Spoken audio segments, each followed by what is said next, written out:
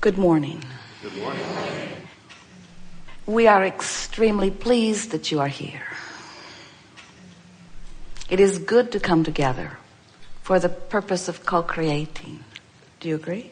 Yes. You are knowing what you are wanting? Eager to take thought beyond that which it has been before? Yes. And eager to keep up with it while you do it? Eager to be aware of who you really are? Yes. To appreciate your physical perspective for all that it adds to all that is? Ready to focus your mind deliberately for the purpose of vibrational blending with the larger part of you?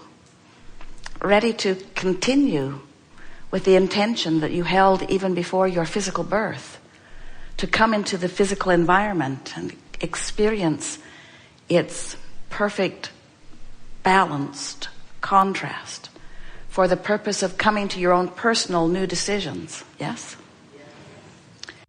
You like remembering that you can be saying, no, don't come to me, I want not that, at the same time that you're vibrationally saying, since I'm giving my undivided attention to you, you thing, you person, you situation, you condition that I do not want, my attention to you is a choice that I'm making vibrationally. Even though if I were to stop and think about it, if I were to be given multiple choices, I would not choose you, but my attention to you does choose you. You like knowing that? We like you knowing that. We like you knowing that this is an attraction-based universe, which means it's an inclusion-based universe, which means you get what you give your attention to. You get what you practice most with your thoughts. You get the vibrational essence of how you predominantly feel. Do you accept that when you sleep, that you become one with the source within you? Yes. And do you accept that a part of your consciousness, the same part of your consciousness that was born into this physical body to begin with, is the part of you that wakes up in your physical body when you awaken in the morning? And do you accept that, vibrationally speaking, there is the potential of two very different vantage points? So, did you follow us when we say that when you wake up in the vibration that you went to sleep in? So if something's been going on and you are ornery and irritated and you go to sleep and just out of exhaustion you sleep, when you wake up, even though your physical apparatus has rested, your vibration will pick up right where you left off. So if you go to sleep out of the vortex, you wake up out of the vortex. And so the dreams that you dream are indications of what you're doing vibrationally.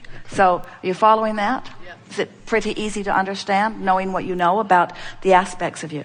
Now consider this. You're going to like this. So as you slumber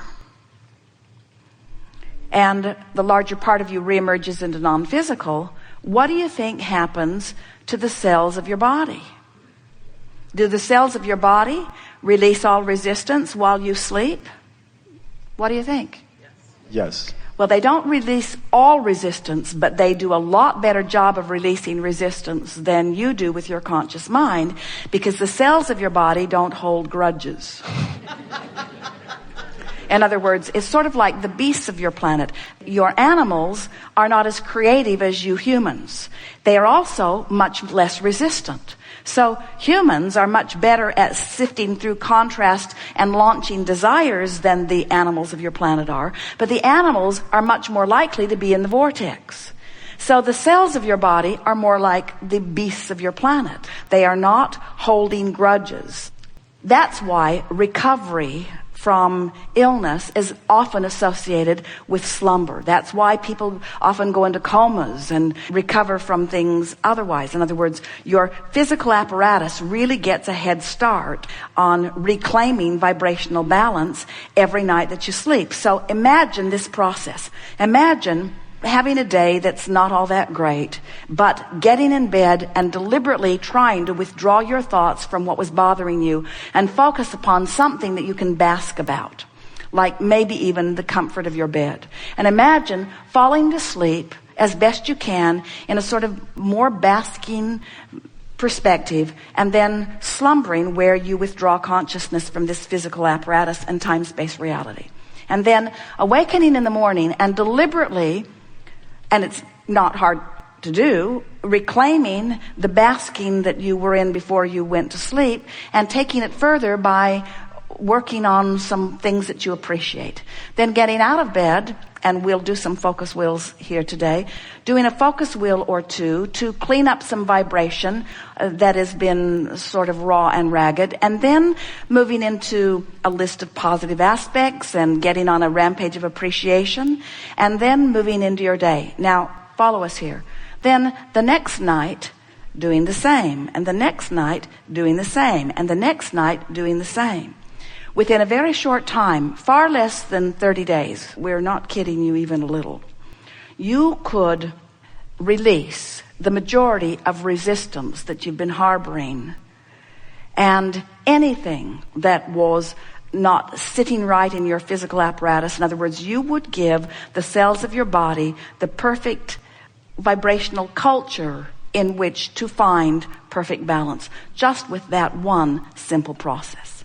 Because it is only the awakening the next morning and the returning to resistant thought that keeps your cells from reclaiming their complete balance even in one night's sleep. You following? Yep.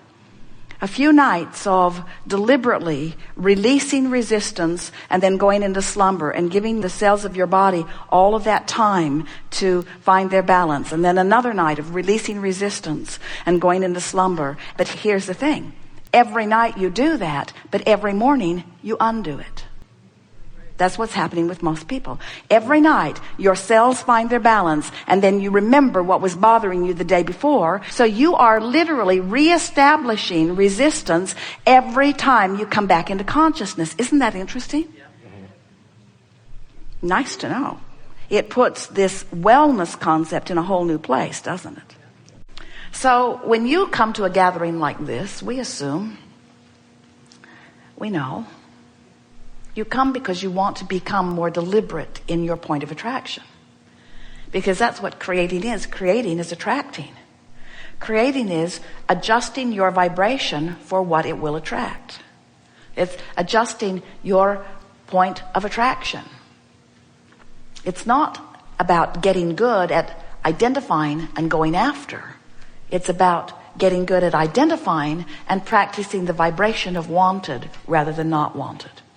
And the two work so well together because every time your life experience shows you something that you personally consider to be a problem, in precisely the same moment of your awareness of the problem, an equivalent solution is born. Some say, well, where is it? And we say, well, it's a vibrational solution. It's a thought. It's an energy. It's a vibration you can feel. It's something that you can know with your emotion that you may not be able to justify through your vision of how it is unfolding. In other words, you're accustomed to noticing what is in this reality that you call reality. I can see it. I can hear it. I have physical senses that define it. So I can easily define the problem.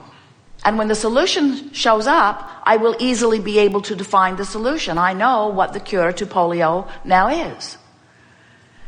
But what we want you to understand is that there is a solution that precedes all manifestation that is, as far as we are concerned, as we stand over here in your vortex of creation, in your vibrational reality, there is a solution that is already here. And while you can't see it, you can know it. So we'll be talking today about anything that you want to talk about. We're eager to talk about whatever it is. But we want to give you fair warning that we have complete awareness of what you have already amassed over here in your, what we are calling vibrational reality. What we are calling this vortex of creation, where all things that match your desire have been assembled. All cooperative components have been assembled. The question is, are you a cooperative component? And if you're worried about something, if you're frustrated about something, as Esther thinks back, the few times that her mind moved in the direction of where they were parking the bus, she has to acknowledge that she thought about it from the I know what I don't want standpoint no more than she did I know what I do want. They're also under an acorn tree.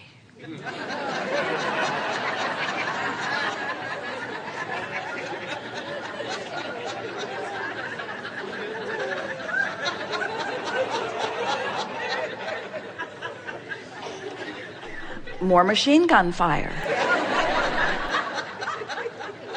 And so when they go to move the bus, it's necessary that they find a ladder taller than any one you've ever seen to climb up on top of the bus to sweep off the extended rooms, because they can't bring them in when there are nuts on the top of the bus.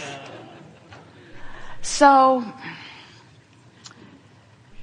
as Esther is hearing the nuts falling,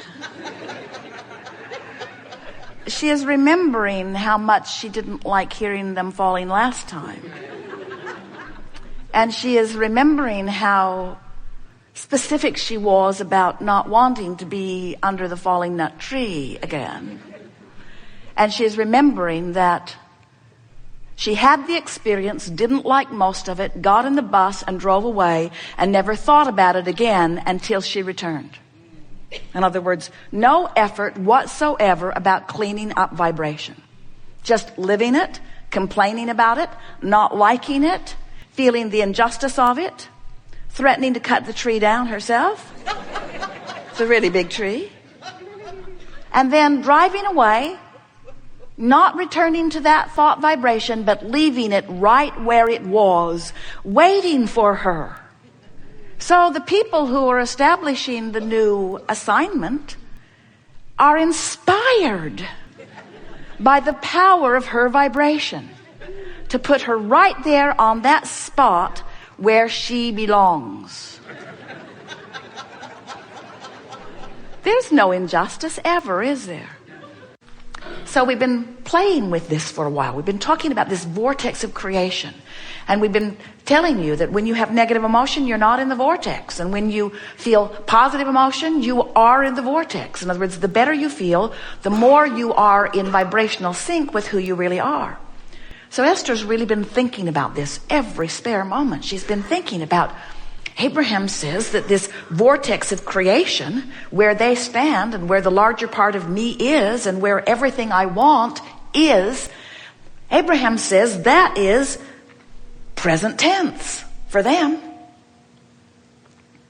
But me in my physical form, who is used to looking for what's manifested that others can see, historically documented, pigeonholed and cataloged, I'm used to calling this present tense. But Abraham says this is past tense from their point of view. And so then Esther says, oh, I'm going to get my thoughts around this. I'm going to see what's in that vortex. So she began visualizing, trying to imagine it.